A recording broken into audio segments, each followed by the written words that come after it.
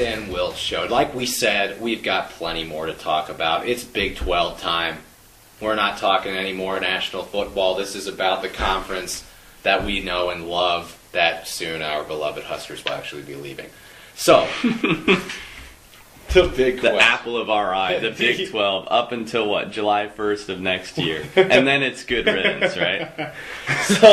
So college football is going to change very soon, but this is the last year that the Big 12 will be intact as we know it. I guess they'll probably keep that name. I guarantee they do. Right.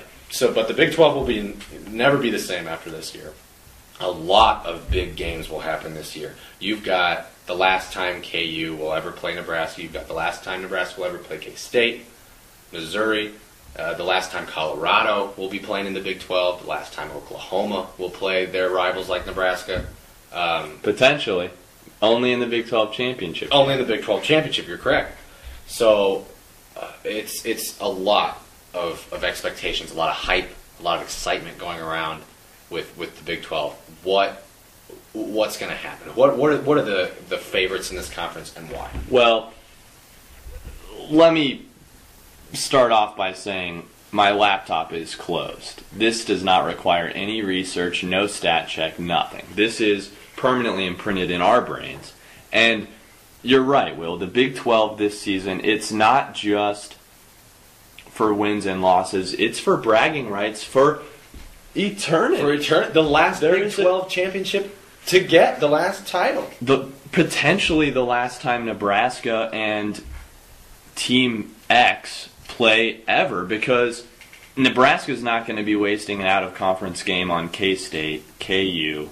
No. Maybe Missouri, they might play them. But even Oklahoma, I don't see a whole lot of benefit there, at least in the immediate future, to schedule an out-of-conference game. So this is bragging rights for a long time. And you know what?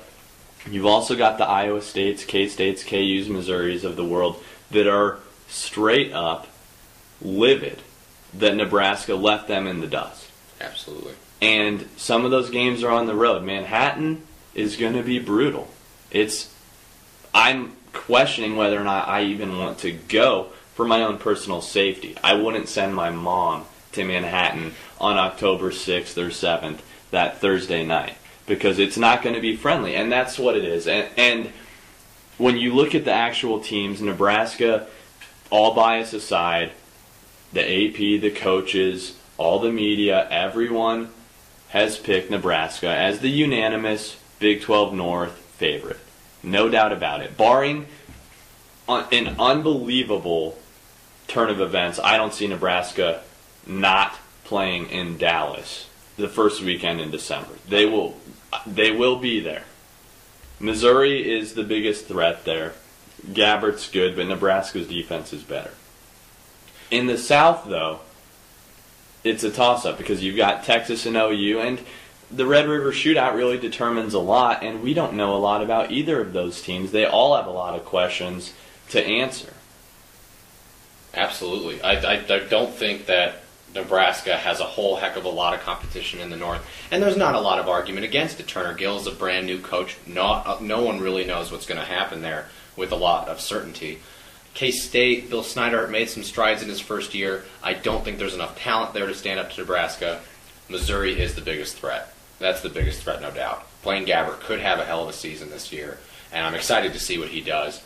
Colorado, I still don't think is going to. So we can go ahead and probably predict Nebraska is going to be in Dallas. The South, like you said, is going to have a lot of controversy with who gets out of that. It won't be easy. It won't be easy. I honestly think Texas Tech has a chance to make a decent run at the South. I've heard great things about Tuberville, as weird as that sounds, because it seems like Texas Tech would never be the same without Mike Leach. But the bottom line is, I think it's going to come down to Nebraska facing Team X, and I think it's going to be any one of it. Could be A&M, it could be Oklahoma, it could be Texas, it could be Texas. Yeah, A&M's a wild card. Coming back to the fact that the North is livid about Nebraska leaving, basically, and Colorado too, I guess. It doesn't take a great sports follower to really understand that the coward that Nebraska has been labeled as is completely unfair. It's absurd. No team in their position with a Big Ten offer would have done anything different. When you have Missouri flirting with the Big Ten, you've got Colorado flirting with the Pac-10, and Texas flirting with everyone and their mom. And trying to bring 4 or 5 other teams with them to whichever conference they choose. When you have this going on, and it looks like we are on the brink of an absolute collapse of the conference, and the Big Ten gives you an offer, and it's absurd. It's just logical. Well, and you know what? Here come the haters on this segment, because it's already happening. It's the rationale behind the anger, I think, with a team like a K-State. Honestly, K-State's the first team that comes to mind. They've been outspokenly against Nebraska leaving. KU was as well. Yeah. Missouri was hoping to get in the Big Ten, and Iowa State actually knew their place in the whole thing and said that they hoped Nebraska would stay, but realized they probably wouldn't. K-State and KU are the 2 teams we're targeting here. And the animosity, I'm sorry, it's because they realized, K-State realized, that they're not at Nebraska's level and never will be. Bigoted as that may be, coming from a Husker fan, it's the stinking truth. And that's not just about Nebraska. K-State realized they're not a power. They're not Texas. They're not Oklahoma. They're not Nebraska. They aren't a team that is attractive to conferences. To anyone. To anyone except for a team like the Mountain West. KU is frustrated, and rightfully so, because they have one of the best, if not the most prestigious, best basketball program in America. And where does it get them? Exactly. It gets them clinging onto having state congressmen petition to Nebraska to stay, to save them. Because maybe they'll get to the ACC, maybe they'll get to the SEC. God knows what would happen if the Big 12 fell apart. And that's not me saying that. I don't feel that that's a diss on KU. I see the frustration there. Because they do have something just as respectable as Nebraska football in basketball, and just because it's not as big of a revenue gainer, they're kind of left in the dust. That's plain and simple. It's about what makes the most money. Football makes the most money. Nebraska fans are obsessed with their football. They generate more revenue. It's a national brand, exactly. And the Big Ten took it, and that's that. And that's why Texas can do whatever the heck they want as well.